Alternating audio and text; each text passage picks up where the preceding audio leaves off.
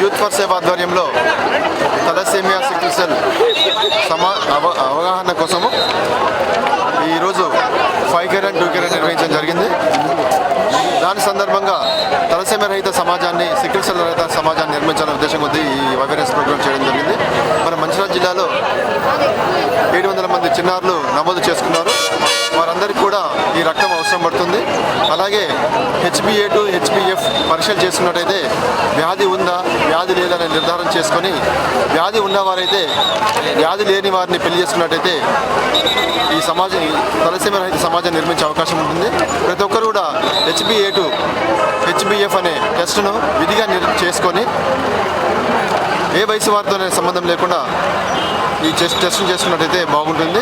అంతేకాకుండా ఈ తలసేమియా పిల్లలు, సికిల్ సెల్ పిల్లలు ప్రతి 20 రోజులకు ఒకసారి అవసరాన్ని బట్టి రక్తం ఎక్కించుకోవాల్సి వస్తుంది. కాబట్టి రక్తదాతలు కూడా ముందుకు వచ్చేసి ప్రతి 3 నెలలకు ఒకసారి రక్తం ఇచ్చినట్టయితే ఆ రక్తదాత కూడా కొలెస్ట్రాల్ తగ్గడం ద్వారా గుండె జబ్బులను నివారణ పొందవచ్చు.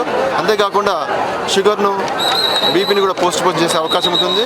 ఈ రక్తానికి సంబంధించిన క్యాన్సర్స్ ఏవైతే ఉన్నాయో వాటిని కూడా రాకుండా కాపాడుకోవచ్చు. లికేమియా, పాలిసైథేమియా వ్యాధులు కూడా ఉంటాయి. ఆ వ్యాధులు కూడా రక్తదానం చేసినట్టయితే అవి రాకుండా చేసే అవకాశం ఉంటుంది. కాబట్టి ఇలాంటి అవకాశాన్ని అందరూ వినియోగించుకొని HbA2 ఆర్ HbF అనే పరీక్షను HbA1c ద్వారా చేసుకొని రక్తదానం చేసే విధంగా సమాజం ముందుకు రావాలని కోరుకుంటున్నాను.